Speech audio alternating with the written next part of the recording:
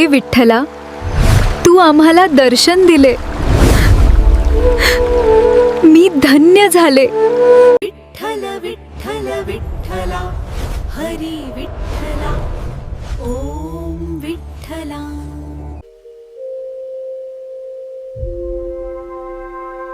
एका अथांग अरण्याच्या मध्यभागी, जिथे रात्रीच्या प्रहरी वाऱ्याचा आवाज सुद्धा काळजाचा ठोका चुकवतो, तिथे एका जुन्या जाणत्या पिंपळाच्या झाडावर एक अस्वस्थ सावली वावरते आहे. ही सावली कुणा दुष्ट शक्तीची नाही, तर एका अशा राजाची आहे ज्याने उभं आयुष्य धर्माच्या वाटेने घालवलं, पण नियतीच्या आणि सख्ख्या भावाच्या क्रूर खेळामुळे त्याला मेल्यावरही शांती लाभली नाही. तो राजा प्रेत होऊन झाडावर टांगलेला आहे आणि त्याची ही अवस्था पाहून प्रत्यक्ष निसर्गही हळहळतोय. रक्ताच्या नात्याने केलेला विश्वासघात आणि प्रेत योनीतून मुक्ती मिळवण्यासाठी लागणारी अफाट पुण्याई यांचा हा असा मेळ आहे जो ऐकताना डोळ्यात पाणी आल्याशिवाय राहत नाही. मंडळी, भक्तीचा हा अखंड झरा आपण धार्मिक मराठी या चॅनलच्या माध्यमातून तुमच्यापर्यंत पोहोचवत आहोत. ही कथा जर तुम्हाला मनापासून आवडली तर नक्की लाईक करा आणि चॅनलला सबस्क्राईब करून या भक्ती प्रवासात सहभागी व्हा. एका राजाची ही विदारक कहाणी आणि अपरा एकादशीचा अगाध महिमा अनुभवण्यासाठी आपण आता सज्ज होऊया. फार प्राचीन काळातील ही गोष्ट आहे, जेव्हा मानवाच्या हृदयात भक्तीचा ओलावा आणि निसर्गाच्या कुशीत प्रत्यक्ष ईश्वराचा वास होता. अशा त्या पवित्र युगात भरतखंडातील एका अत्यंत समृद्ध आणि वैभवशाली राज्याचा धुरा सांभाळणारा महिध्वज नावाचा एक राजा होऊन गेला. महिध्वज राजा म्हणजे साक्षात न्याय आणि धर्माचा मूर्तिमंत पुतळा होता. त्याचे राज्य म्हणजे जणू काही भूतलावरील वैकुंठच होते, जिथे प्रजेला कोणत्याही गोष्टीची कधीच उणीव भासत नव्हती. राजा महिध्वज हा पंढरीच्या पांडुरंगाचा एक निस्सीम आणि अनन्य भक्त होता. त्याच्या दिवसाची सुरुवात विठ्ठलाच्या मधुर नामस्मरणाने आणि गोरगरिबांच्या निस्वार्थ सेवेने व्हायची. राजाचे अंतःकरण गंगेसारखे निर्मळ आणि विशाल होते आणि त्याची बुद्धी सूर्यासारखी तीक्ष्ण होती. त्याने आपल्या राज्याला एवढे वैभव मिळवून दिले होते की आजूबाजूचे मोठमोठे राजेसुद्धा त्याच्या चरणी नतमस्तक व्हायचे. पण जसे पूर्णचंद्राला सुद्धा कुठेतरी डाग असतो, तसाच राजा महिध्वजाच्या आनंदी आयुष्यातही एक काळा डाग दडलेला होता, आणि तो डाग म्हणजे त्याचा स्वतःचा सख्खा धाकटा भाऊ वज्रध्वज होय. वज्रध्वज हा दिसायला अत्यंत तेजस्वी, धिप्पाड आणि देखणा राजपुत्र होता, पण त्याचे मन मात्र अधर्माच्या चिखलात पार रुतलेले होते. तो नेहमी आपल्या थोरल्या भावाचा मनोमन द्वेष करायचा. त्याला नेहमी असे वाटायचे की महिध्वज इतका लोकप्रिय का आहे आणि सर्व राजसत्ता त्याच्याच हातात का आहे. वज्रध्वजाच्या मनात मत्सराची ही विषवल्ली इतकी फोफावली की त्याने आपल्या पोटच्या भावासारख्या असणाऱ्या थोरल्या बंधूला कायमचे संपवण्याचा क्रूर विचार केला. त्याने आपल्या मनातल्या या दुष्ट विचारांना कोणालाही थांग पत्ता लागू दिला नाही आणि वरवर तो राजाशी अत्यंत प्रेमाने, जिव्हाळ्याने आणि आदराने वागायचा.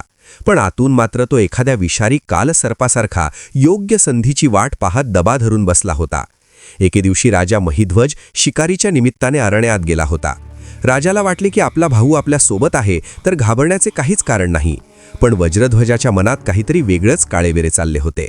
घनदाट जंगल सुरू झाले, पक्ष्यांची किलबिल अचानक थांबली आणि चोहीकडे एक अनामिक भीतीदायक शांतता पसरली.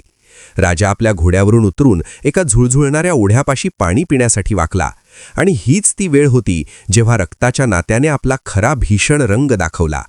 वज्रध्वजाने आपल्या कमरेची धारदार तलवार म्याणातून बाहेर काढली आणि कसलाही विचार न करता सख्ख्या भावाच्या पाठीत खोलवर वार केला. राजा महिध्वजाच्या तोंडातून फक्त विठ्ठलाचे नाव निघाले आणि तो रक्ताच्या थारोळ्यात जमिनीवर कोसळला. त्याच्या डोळ्यासमोर अंधार दाटून आला आणि मरताना त्याच्या मनात फक्त एकच आर्त प्रश्न होता की ज्या भावाला मी स्वतःच्या मुलासारखे जपले त्यानेच माझा असा घात का केला. वज्रध्वजाला मात्र त्या मृत्यूचे काहीच वाटले नाही. त्याने अतिशय थंड डोक्याने राजाचा तो मृतदेह अरण्यातील एका जुन्या आणि अक्राळ विक्राळ पिंपळाच्या झाडाखाली ओढत नेला. त्याने तिथे एक खोल खड्डा खणला आणि आपल्या भावाचा देह त्यात गाडून टाकला.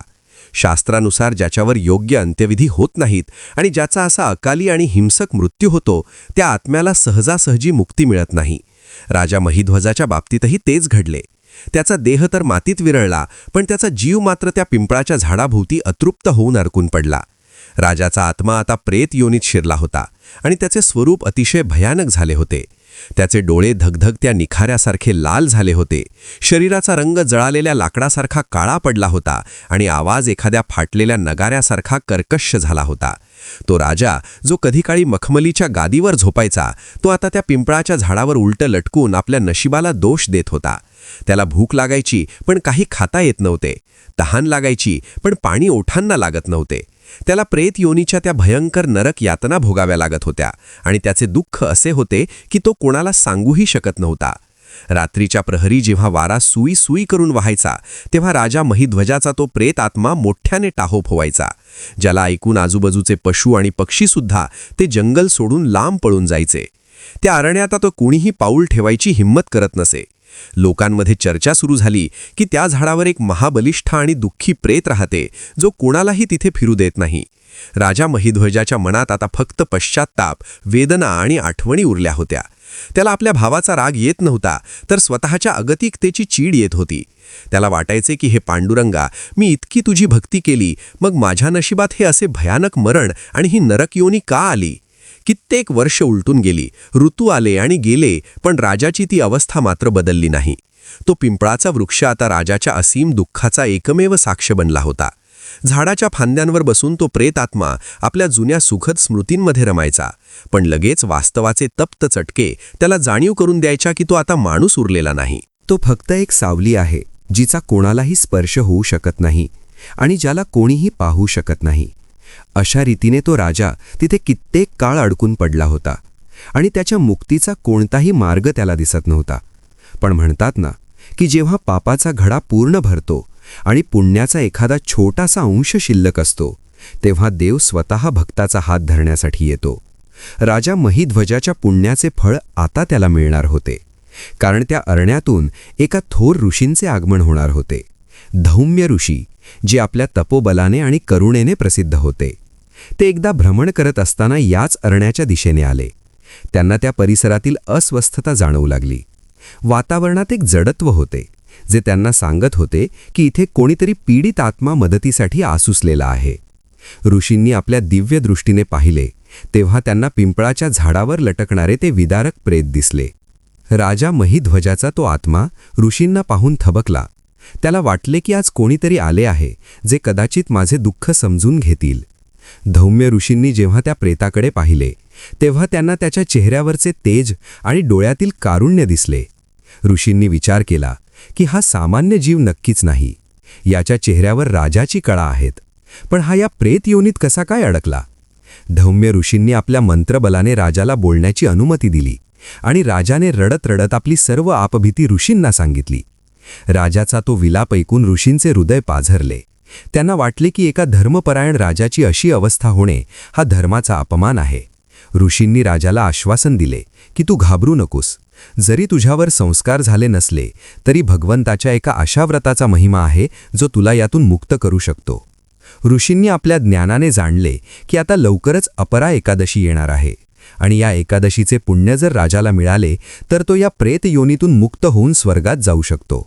पण त्यासाठी स्वतः ऋषींना ते कठीण व्रत करावे लागणार होते. राजाने ऋषींच्या पायावर लोळण घेतली आणि विनंती केली की महाराज, मला या नरकातून वाचवा. ऋषींनी डोळे मिटून त्या पांडुरंगाचे स्मरण केले आणि ठरवले की या अभाग्या राजासाठी मी स्वतः व्रत करेन. आता त्या अरण्यात एका पवित्र यज्ञासारखी तयारी सुरू झाली. धौम्य ऋषींनी राजाला धीर दिला आणि सांगितले की तू फक्त नामस्मरण करत राहा. आता तुझा हा वनवास संपण्याची वेळ आली आहे. ऋषींच्या शब्दांनी राजाच्या मृतप्राय आत्म्यात जणू नवचैतन्य फुंकले गेले. तो आशेने त्या एकादशीची वाट पाहू लागला आणि मग ती पवित्र तिथी उजाडली, जिचा महिमा स्वतः महादेवसुद्धा गातात. धौम्य ऋषींनी त्या दिवशी अन्नाचा त्याग केला, जलाचा त्याग केला आणि पूर्ण वेळ विठ्ठलाच्या भक्तीत मग्न झाले. त्यांच्या तपश्चर्येने ते अरणे उजळून निघाले. त्या पिंपळाच्या झाडाची पानेसुद्धा जणू भक्तीने डोलू लागली. राजा महिध्वज त्या झाडावर बसून ऋषींकडे पाहत होता. त्याला जाणवत होते की हळूहळू त्याच्या अंगावरचे ते काळवंडलेले कवच वितळू लागले आहे. भक्तीच्या त्या शक्तीने प्रेताच्या रूपात असलेला राजा आता पुन्हा आपल्या मूळ स्वरूपाकडे वळू लागला होता. पण अजून मोठा चमत्कार घडायचा बाकी होता. जेव्हा ऋषींनी आपल्या व्रताचे पुण्य राजाला अर्पण करण्याचा संकल्प सोडला, तेव्हा जे घडले ते पाहून निसर्गही थक्क झाला. आकाशातून फुलांचा वर्षाव होऊ लागला आणि एक दिव्य विमान त्या अरण्यात उतरले.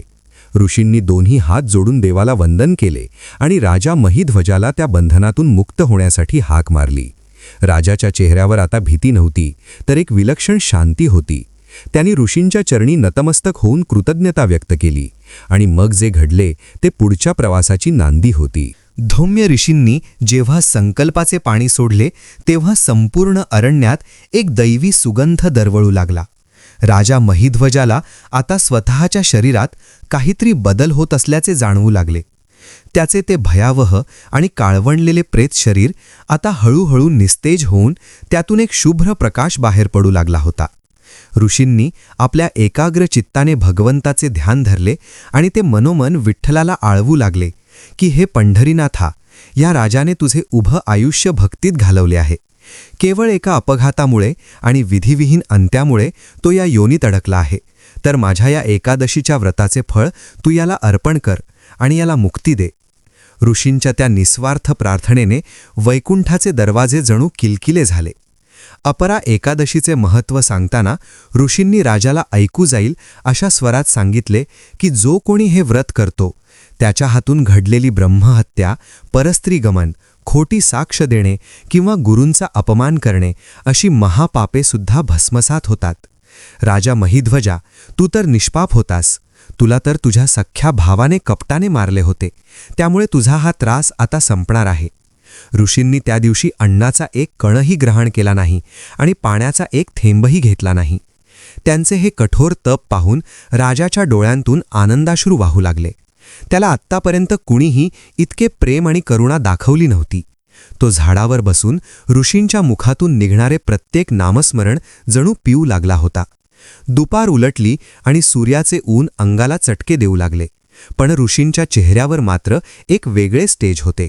त्यांच्या भोवती एक संरक्षक कवच निर्माण झाले होते, ज्यामुळे त्या अरण्यातील हिंस्र श्वापदेसुद्धा तिथे येऊन शांतपणे बसली होती. वाघ आणि हरिण एकाच ओढ्यावर पाणी पिताना दिसत होते. हे दृश्य पाहून राजाला जाणवले की हीच ती खरी भक्तीची शक्ती आहे, जी जगातील सर्व वैर संपवून टाकते. अपरा एकादशीच्या या व्रताने राजाच्या मनातील सर्व नकारात्मकता हळूहळू धुवून निघाली. त्याला आता आपल्या भावाचा राग येत नव्हता, तर उलट त्याच्याबद्दल दया वाटत होती की बिचारा वज्रध्वज राज्याच्या लोभापायी स्वतःचे परलोक बिघडवून बसला आहे. ऋषींनी सायंकाळच्या वेळी जेव्हा तुळशीची पूजा केली आणि विठ्ठलाची आरती गायली, तेव्हा त्या अरण्यातील प्रत्येक पान आणि फूल भक्तीच्या लयीत डोलू लागले. राजा महिध्वजाला आता त्याचे ते प्रेत शरीर खूप हलके वाटू लागले होते. त्याचे ते लांब नखे आणि विद्रूप चेहरा आता पूर्ववत होऊ लागला होता. ऋषींच्या पुण्याईचा जोर इतका मोठा होता की राजाच्या पापांची आणि अतृप्त इच्छांची जळमटे एकामागून एक जळून खाक होत होती. रात्रीच्या वेळी जेव्हा पूर्ण चंद्र आकाशात चमकू लागला, तेव्हा त्या पिंपळाच्या झाडाखालचा अंधार कायमचा नष्ट झाला. ऋषींनी जागरण सुरू केले आणि विठ्ठलाच्या नामाचा गजर केला, ज्याने ते संपूर्ण रान दुमदुमून गेले. राजाला आता स्वर्गीय सुखाचा अनुभव येऊ लागला होता. त्याला जाणवले की मुक्ती ही केवळ देह त्यागण्यात नसते, तर मनाच्या शुद्धतेत असते. धौम्य ऋषींनी राजाला सांगितले की हे राजा, हे व्रत केवळ तुझ्यासाठी नाही, तर भविष्यात जे कोणी हे व्रत करतील त्यांना सर्व प्रकारच्या दुःखातून आणि दरिद्र्यातून मुक्ती मिळेल. अपरा एकादशी ही कीर्ती, पुण्य आणि सुख देणारी आहे. ऋषींनी जसा जसा मंत्रोच्चार वाढवला तसतसे राजाच्या प्रेत शरीरातील ती काळी सावली पूर्णपणे नष्ट झाली आणि त्या जागी एक तेजस्वी, देदीप्यमान पुरुष प्रगट झाला, ज्याने अंगावर पीतांबर परिधान केला होता आणि ज्याच्या गळ्यात तुळशीची माळ होती. राजा महिध्वज आता पुन्हा आपल्या मूळ सात्विक रूपात आला होता, पण तो अजूनही त्या झाडाच्या प्रभावातून पूर्णपणे बाहेर पडला नव्हता, कारण व्रताचे पूर्ण फळ अर्पण होणे बाकी होते. ऋषींनी रात्रीच्या तिसऱ्या प्रहरी जेव्हा ध्यानाची पराकाष्ठा केली, तेव्हा साक्षात पांडुरंगाची सावली त्या ठिकाणी पडल्याचा भास झाला. राजाने हात जोडून ऋषींना वंदन केले आणि त्याच्या मुखातून शब्द फुटले की हे महात्मा, तुमच्यामुळे आज या अभाग्याला पुन्हा एकदा देवदर्शनाची ओढ लागली आहे. राजाच्या वाणीतील तो कर्कशपणा आता मावळला होता आणि त्या जागी एक माधुरी आले होते. ऋषींनी त्याला धीर दिला की थोडा वेळ थांब, आता उजाडताच तुझे हे बंधन कायमचे तुटणार आहे आणि तुला विमानाने न्यावे याला प्रत्यक्ष देवदूत येतील. राजाला आता त्या क्षणाची ओढ लागली होती, जेव्हा तो या अडकलेल्या योनीतून बाहेर पडून अनंत प्रवासाला निघणार होता. ऋषींच्या चेहऱ्यावर एक समाधान होते, कारण त्यांनी एका भक्ताला पुन्हा भगवंताच्या वाटेवर आणले होते. अरण्यातील वारा आता सुगंधी झाला होता आणि भीतीची जागा श्रद्धेने घेतली होती. या पवित्र रात्रीच्या शांततेत फक्त विठ्ठल विठ्ठल असा जप घुमत होता, जो प्रत्येक जीवाला शांती देत होता. राजा महिध्वज आपल्या आयुष्यातील त्या शेवटच्या रात्रीच्या प्रहरी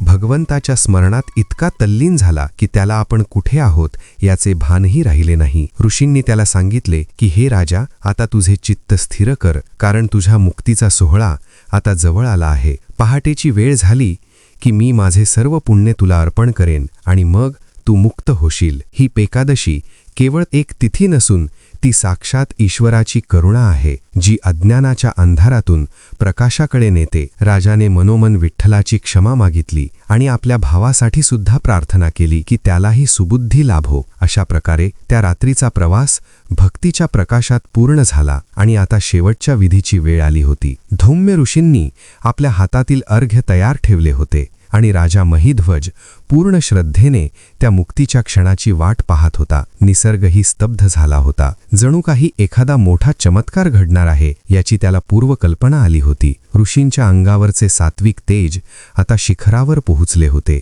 आणि राजाचे ते प्रेतत्व आता केवळ नावापुरते उरले होते. ऋषींनी डोळे उघडले आणि सूर्याच्या पहिल्या किरणासह राजाकडे पाहिले आणि कथेच्या या वळणावर आता एक विलक्षण घटना घडणार होती, जिने राजाचे नशीब कायमचे बदलून जाणार होते. सूर्यदेवाची पहिली कोवळी किरणे जेव्हा त्या घनदाट अरण्यातील पिंपळाच्या पानांवरून झिरपली, तेव्हा त्या संपूर्ण परिसरात एक विलक्षण आणि अद्भुत चैतन्य संचारले आणि धौम्य ऋषींनी आपले ध्यान संपवून अतिशय संथपणे आपले डोळे उघडले. त्यांच्या डोळ्यात एक वेगळीच चमक होती, जी केवळ कठोर तपश्चर्येनंतरच प्राप्त होते. ऋषींनी समोर पाहिले तर तो राजा महिध्वज अजूनही त्या झाडावर एका आशेने त्यांच्याकडे टकलावून पाहत होता. त्याचा तो प्रेतदेह आता पूर्णपणे थरथरत होता, जणू काही आतून एखादी प्रचंड शक्ती बाहेर पडण्यासाठी धडपडत आहे. ऋषींनी आपल्या जवळच्या ताम्रपात्रातील पवित्र जल हातावर घेतले आणि मनोमन पंढरीच्या पांडुरंगाचे स्मरण केले. त्यांनी संकल्प सोडला की मी काल जे अहोरात्र निराहार राहून आणि मनोभावे अपरा एकादशीचे व्रत केले आहे, त्या व्रताचे संपूर्ण पुण्य मी या राजा महिध्वजाला अर्पण करत आहे. हे विठ्ठला, या पुण्याईच्या बळावर या जीवाचे सर्व दोष भस्मसात होऊ दे आणि याला या भयानक प्रेत योनीतून कायमची मुक्ती मिळू दे. जसे ऋषींनी ते संकल्पाचे पाणी जमिनीवर सोडले, तसा एक प्रचंड दिव्य प्रकाश त्या पिंपळाच्या झाडाभोवती निर्माण झाला. तो प्रकाश इतका प्रखर होता की आजूबाजूचे अंधारे कोपरे एका क्षणात उजळून निघाले. राजा महिध्वजाच्या अंगावर असलेले ते प्रेताचे काळवंडलेले आणि दुर्गंधीयुक्त कातडे एखाद्या जुन्या वस्त्रासारखे फाटून गळून पडू लागले. त्याच्या शरीरातून बाहेर पडणारी ती काळी सावली आता हळूहळू पांढऱ्या शुभ्र तेजात परावर्तित होऊ लागली होती. राजाला जाणवले की त्याच्या खांद्यावर असलेले ते पापांचे ओझे आता नाहीसे झाले आहे. त्याच्या मनातील ती अस्वस्थता आणि सततची तहान भूक एका क्षणात शांत झाली होती. त्या पिंपळाच्या झाडाच्या फांद्या, ज्या काही वेळापूर्वी सुकलेल्या आणि भयानक वाटत होत्या, त्या आता जणू आनंदाने डोलू लागल्या होत्या आणि त्यातून एक मंद सुगंध येऊ लागला होता. राजा महिध्वज, जो आता पूर्णपणे मनुष्य रूपात आणि दिव्य स्वरूपात प्रगट झाला होता, त्याने हळूच त्या झाडावरून जमिनीवर पाय ठेवला. कित्येक युगांनंतर त्याच्या पायाला धरतीचा स्पर्श झाला होता. त्याचे ते तेजस्वी स्वरूप पाहून असे वाटत होते की साक्षात एखादा देवपुत्रच भूतलावर अवतरला आहे. त्याच्या अंगावर आता पुन्हा एकदा तेच राजाचे वैभवशाली पीतांबर आणि मौल्यवान अलंकार दिसत होते, पण यावेळी त्यात गर्वाचा लवलवेशही नव्हता, तर केवळ भक्तीचा ओलावा होता. राजाने अत्यंत विनम्रतेने धौम्य ऋषींच्या चरणी लोटांगण घातले आणि त्याच्या डोळ्यातून वाहणाऱ्या अश्रूंनी ऋषींचे पाय ओले झाले. तो गदगद स्वरात म्हणाला की हे करुणा सिंधो ऋषीराज, तुमच्या या उपकाराची फेड मी 7 जन्मातही करू शकणार नाही. मी केवळ एका चुकीच्या संगतीमुळे आणि माझ्या कर्माच्या फेऱ्यात अडकून या नरक यातना भोगत होतो. पण तुम्ही स्वतः कष्ट सोसून मला हे जीवनदान दिले आहे. अपरा एकादशीचा हा महिमा मी आज स्वतःच्या डोळ्यांनी अनुभवला आहे. हे व्रत खरंच अगाध आहे, ज्याने माझ्यासारख्या प्रेत झालेल्या पापी जीवाला सुद्धा पुन्हा एकदा मुक्त केले आहे. ऋषींनी त्याला उठवून प्रेमाने जवळ घेतले आणि सांगितले की राजा, हे सर्व त्या विठ्ठलाचे कौतुक आहे. मी तर केवळ एक माध्यम होतो. ज्याची भक्ती खरी असते त्याला देव कधीच वाऱ्यावर सोडत नाही. जरी तुझ्यावर अन्याय झाला असला तरी तुझी पूर्वपुण्याई मोठी होती, म्हणूनच आपली या अरण्यात गाठ पडली.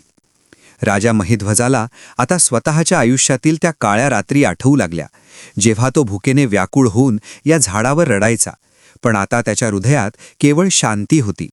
त्याचवेळी आकाशात एक मधुर संगीत ऐकू येऊ लागले, जणू काही स्वर्गातील गंधर्व आणि किन्नर या मुक्तीचा सोहळा साजरा करत होते. आकाशातून फुलांचा वर्षाव सुरू झाला आणि पाहता पाहता एक देदीप्यमान सुवर्ण निमान ढगांमधून खाली उतरताना दिसले. त्या विमानाला हजारो सूर्य एकत्र चमकत असल्यासारखे तेज होते आणि त्यावर साक्षात भगवान विष्णूंचे दूत बसले होते. ते दूत खाली उतरले आणि त्यांनी राजा महिध्वजाला वंदन केले आणि सांगितले की हे राजन, तुझ्या अपरा एकादशीच्या पुण्यामुळे आता तुला थेट वैकुंठात जागा मिळाली आहे. चल, आता या नश्वर जगाचा मोह सोड आणि आमच्यासोबत चल. राजाने एकदा मागे वळून त्या पिंपळाच्या झाडाकडे पाहिले, जे आता केवळ एक झाड उरले होते. त्यातला तो प्रेताचा वास कायमचा निघून गेला होता. त्याने धौम्य ऋषींना पुन्हा एकदा हात जोडले आणि विनंती केली की महाराज, माझ्या या मुक्तीची ही वार्ता माझ्या प्रजेपर्यंत पोहोचवा, जेणेकरून त्यांनाही समजेल की भक्तीत किती मोठी ताकद आहे. आणि माझा तो धाकटा भाऊ वज्रध्वज, ज्याने माझा घात केला, त्यालाही सांगा की मी त्याला मनापासून क्षमा केली आहे, कारण त्याच्या कृत्यामुळेच आज मला तुमचे दर्शन झाले आणि या पवित्र व्रताचे फळ मिळाले. राजाचे हे शब्द ऐकून धौम्य ऋषींचे मन भरून आले. त्यांना जाणवले की हा राजा आता खऱ्या अर्थाने ज्ञानी झाला आहे. विमानातील दूतांनी राजाला सन्मानाने विमानाकडे नेले. राजा जेव्हा त्या विमानात बसला तेव्हा संपूर्ण अरण्य विठ्ठल नामाच्या गजराने दुमदुमून गेले होते. प्रत्येक पशुपक्षी आणि अगदी ते पिंपळाचे झाडसुद्धा जणू राजाला निरोप देत होते. राजाला आता स्वर्गीय सुखाशी ओढ लागली होती, पण त्याच्या मनात एकच कृतज्ञता होती, ती म्हणजे या पृथ्वीवरील त्या पवित्र तिथीबद्दल, जिला आपण अपरा एकादशी म्हणतो.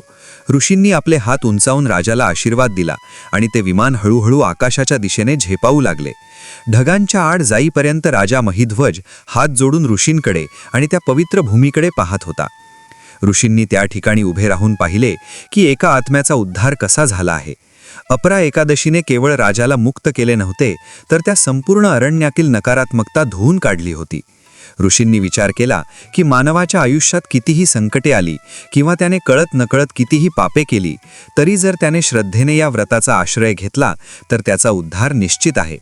हे व्रत केवळ उपवास नसून ते मनाचे शुद्धीकरण आहे, जे माणसाला प्रेतवृत्तीतून देवत्वाकडे नेते. राजा आता अदृश्य झाला होता, पण त्याच्या मुक्तीचा तो सुगंध अजूनही तिथे दरवळत होता. ऋषींनी आपल्या कमंडलूतील उरलेले जल त्या ठिकाणी शिंपडले आणि तिथली ती पिंपळाची जागा एका पवित्र तीर्थक्षेत्रासारखी झाली, जिथे भविष्यात अनेक लोक येऊन आपली दुःखे विसरणार होते. धौम्य ऋषींनी आता आपला पुढचा प्रवास सुरू करण्याचा विचार केला, पण त्यांच्या मनात एक समाधान होते की त्यांनी एका भक्ताला त्याचे हक्काचे घर म्हणजे वैकुंठ मिळवून दिले आहे. कथेचा हा टप्पा आता एका अशा वळणावर आला आहे जिथे श्रद्धा आणि भक्तीचा विजय झाला आहे, पण अजूनही या कथेचा शेवट आणि त्याचा संदेश पूर्ण व्हायचा आहे, जो आपल्या सर्वांच्या जीवनासाठी अत्यंत महत्त्वाचा आहे. ऋषींनी आपले पाऊल पुढे टाकले आणि त्या अरण्यातून ते बाहेर पडू लागले असताना त्यांच्या मुखातून फक्त एकच नाम उमटत होते, पांडुरंग, पांडुरंग. राजा महिध्वजाची ही कथा केवळ एका राजाची कथा नाही, तर ती आपल्या सर्वांच्या आत्म्याची कथा आहे, जो कुठे ना कुठे आपल्या वासनांमध्ये आणि कर्मात अडकलेला असतो. आकाशात झेपावलेले ते दिव्य विमान जसे जसे ढगांच्या पलीकडे जाऊ लागले, तसा तो मधुर घंटानाद आणि गंधर्वांचे गायन हळूहळू मंदावत गेले. पण त्या आवाजाची गोडी मात्र धौम्य ऋषींच्या हृदयात कायमची घर करून राहिली. ऋषींनी पाहिले की राजा महिध्वज आता त्या विमानातील आपल्या आसनावर बसून हात जोडून या पृथ्वीला शेवटचा नमस्कार करत आहे. त्याच्या चेहऱ्यावरचे ते तेज पाहून असे वाटत होते की साक्षात एखादा तारा जमिनीवर उतरला होता आणि आता तो आपल्या मूळ स्थानी परत जात आहे. ऋषींनी आपल्या डोळ्यांतील आनंदाश्रू पुसले आणि त्या पिंपळाच्या झाडाकडे पाहिले, ज्या झाडाने कित्येक काळ त्या प्रेताचा भार सोसला होता. ते झाड आता जणू काही ऋषींना वंदन करत होते, कारण ऋषींच्या कृपेने त्या झाडाचाही उद्धार झाला होता. आता तिथे कोणतीही भीती नव्हती, तर केवळ भक्तीचा सुवास दरवळत होता. धौम्य ऋषींनी आपला कमंडलू सावरला आणि ते संथ पावलांनी त्या अरण्यातून बाहेर पडले. त्यांच्या मनात एकच विचार होता की या अपरा एकादशीचा महिमा आता मला जगाला सांगायला हवा, कारण संसारात वावरणारे सामान्य लोक अनेकदा अज्ञानापोटी पापे करतात आणि नंतर पश्चात्तापाच्या अग्नीत जळत राहतात. ऋषी अरण्यातून चालत चालत जेव्हा राजमार्गावर आले तेव्हा त्यांना दूरवरून राजा महिध्वजाच्या राज्याची राजधानी दिसू लागली. तिथे आता वज्रध्वजाचे राज्य होते, पण त्या राज्यात एक प्रकारची उदासीनता होती, कारण प्रजेला आपला लाडका राजा महिध्वज अचानक कुठे गायब झाला हे माहीत नव्हते. ऋषींनी थेट राजवाड्यात प्रवेश केला आणि वज्रध्वजाला भेटण्याची इच्छा व्यक्त केली. ऋषींचे तेज पाहून द्वारपालांनी त्यांना सन्मानाने आत नेले. वज्रध्वज आपल्या सिंहासनावर बसला होता, पण त्याच्या चेहऱ्यावर सुखापेक्षा भीती आणि चिंतेचे सावट जास्त होते. त्याने ऋषींच्या चरणी नतमस्तक होऊन विचारले की महाराज, आपण यावेळी इथे कसे आलात? ऋषींनी शांतपणे त्याच्याकडे पाहिले आणि म्हणाले की हे राजा, मी आज एका अशा जीवाचा उद्धार करून आलो आहे ज्याला तू स्वतःच्या हाताने संपवले होतेस आणि ज्याचा देह तू अरण्यात गाडला होतास. हे ऐकताच वज्रध्वजाच्या पायाखालची जमीन सरकली. त्याला वाटले की आपले पाप आता जगासमोर येणार आहे. तो थरथर कापू लागला, पण ऋषींनी त्याला अभय दिले आणि सांगितले की घाबरू नकोस, तुझा भाऊ महिध्वज आता प्रेतयोनीतून मुक्त होऊन प्रत्यक्ष वैकुंठात गेला आहे. मी स्वतः त्याला विमानाने जाताना पाहिले आहे. ऋषींनी त्याला सर्व हकीकत सांगितली की कसा तो राजा प्रेत होऊन त्या झाडावर लटकत होता आणि कशा प्रकारे अपरा एकादशीच्या एका दिवसाच्या पुण्याने त्याचे सर्व दुःख नाहीसे झाले. ऋषींचे हे बोल ऐकून वज्रध्वजाचे डोळे उघडले. त्याला आपल्या कृत्याचा प्रचंड पश्चात्ताप झाला. तो ऋषींच्या पायावर पडून रडू लागला आणि म्हणाला की महाराज, मी राज्याच्या लोभापायी एवढे मोठे पाप केले, पण माझ्या भावाने मला तरीही क्षमा केली. हे त्याचे मोठेपण आहे. आता मला सांगा की या पापातून माझी सुटका कशी होईल? ऋषींनी त्याला उपदेश केला की हे वज्रध्वज, तू आता प्रजापालनाचा धर्म पाळ आणि दरवर्षी पूर्ण श्रद्धेने अपरा एकादशीचे व्रत कर, कारण या एकादशीचे नावच अपरा म्हणजे अपार पुण्य देणारी असे आहे. जो मनुष्य या दिवशी उपवास करतो आणि पांडुरंगाची भक्ती करतो, त्याच्या हातून घडलेली ब्रह्महत्या, परस्त्रीगमन, खोटी साक्ष देणे किंवा वेदांची निंदा करणे अशी महापापे सुद्धा भस्मसात होतात. अपरा एकादशी ही जीवनाला नवीन दिशा देणारी आहे.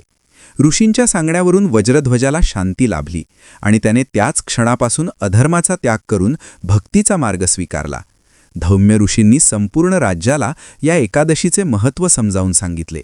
त्यांनी सांगितले की वैशाख महिन्याच्या कृष्ण पक्षातील ही एकादशी माणसाला सर्व प्रकारच्या भीतीतून आणि दारिद्र्यातून मुक्त करते. जे फळ कार्तिकेच्या स्नानाने किंवा प्रयागला जाऊन गंगा स्नानाने मिळते, त्यापेक्षाही मोठे फळ हे एकादशीचे व्रत केवळ श्रद्धेने केल्यावर मिळते. ऋषींच्या या ज्ञानामुळे संपूर्ण राज्यात पुन्हा एकदा आनंदी वातावरण निर्माण झाले. प्रजेला आपल्या राजाचा उद्धार झाला हे ऐकून समाधान वाटले आणि त्यांनी मोठ्या उत्साहात विठ्ठलाच्या नामाचा जयघोष केला. धौम्य ऋषींनी आपला पुढचा प्रवास सुरू करण्यापूर्वी त्या पिंपळाच्या झाडापाशी एक छोटासा ओटा बांधायला सांगितला, जेणेकरून भविष्यात तिथे येणाऱ्या प्रत्येकाला राजा महिध्वजाच्या मुक्तीची आठवण येईल आणि त्यांनाही भगवंताच्या भक्तीची प्रेरणा मिळेल. कथेचा हा सुंदर शेवट करताना असे जाणवते की देव हा नेहमी भक्ताच्या पाठीशी असतो, मग तो भक्त राजा असो वा सामान्य माणूस. जर मनात खरी ओढ असेल तर ईश्वर नक्कीच मदतीला धावून येतो. राजा महिध्वजाचा तो प्रेतात्मा जेव्हा मुक्त झाला तेव्हा त्याने हे सिद्ध केले की अपरा एकादशी ही केवळ एक धार्मिक विधी नाही, तर ती मानवी जीवनाला शुद्ध करणारी एक दिव्य शक्ती आहे. ऋषींनी आपला प्रवास सुरू केला आणि संपूर्ण भूमंडळावर अपरा एकादशीचा महिमा पसरवला. आज कित्येक वर्षानंतरही जेव्हा आपण ही कथा ऐकतो तेव्हा आपल्या मनात त्या पांडुरंगाबद्दल आणि या पवित्र व्रताबद्दल आदर निर्माण होतो. आपल्या आयुष्यातील संकटे आणि पाप हे सुद्धा या एकादशीच्या व्रताने जळून जातात असा हा दृढ विश्वास या कथेतून आपल्याला मिळतो. कथेचे हे शेवटचे वळण घेत असताना मंडळी, आपण हे लक्षात ठेवले पाहिजे की विश्वासघात आणि मत्सर हे माणसाचा नाश करतात, तर क्षमा आणि भक्ती माणसाला देवापर्यंत नेतात. राजा महिध्वज वैकुंठात सुखाने नांदत आहे आणि धौम्य ऋषींचा तो करुणाभाव आजही आपल्या सर्वांच्या हृदयात जिवंत आहे. या कथेच्या माध्यमातून आपण हे शिकलो की परमेश्वराची दया अपार आहे आणि ती मिळवण्यासाठी केवळ शुद्ध अंतःकरणाची गरज असते. अशा प्रकारे राजा महिध्वजाच्या मुक्तीची ही पवित्र पौराणिक कथा इथे पूर्ण होते, जिने आपल्याला भक्तीचा खरा अर्थ समजावून सांगितला आणि अपरा एकादशीचे महत्त्व आपल्या मनावर बिंबवले आहे. पांडुरंगाच्या चरणी ही कथा अर्पण करून आपण आपल्या जीवनाचाही उद्धार करण्याचा प्रयत्न करूया. हेच या कथेचे खरे सार आहे. माझ्या लाडक्या श्रोत्यांनो, राजांमही ध्वजाची ही कथा आपल्याला शिकवते की देव हा कधीच कुणाचा न्याय सहन करीत नसतो. जर तुमची भक्ती खरी असेल ना, तर प्रत्यक्ष ऋषीमुनी सुद्धा तुमच्या मुक्तीसाठी धावून येतात. म्हणूनच ही अपरा एकादशीचे महत्व आणि भक्तीचा हा ओळावा तुम्हा सर्व प्रेमळ भक्तांच्या नक्कीच घराघरांत पोहोचवण्यासाठी आपल्या या सुंदर चॅनलला सबस्क्राईब करा आणि नेहमीच आमचे चॅनल तुमच्यासाठी असेच भरभरून भक्तिशाली कथा आणण्यासाठी प्रयत्नशील नक्कीच राहील. पांडुरंग आपल्या सर्वांचे कल्याण करू हीच मी त्यांच्या चरणी प्रार्थना करतो. बाकी नक्कीच आपण आपले चॅनल सबस्क्राईब करून व्हिडिओ लाईक करून एक छानशी कमेंट नक्कीच करावी. भेटूया पुढील एका अशाच सुंदर आणि नवनवीन कथेद्वारे.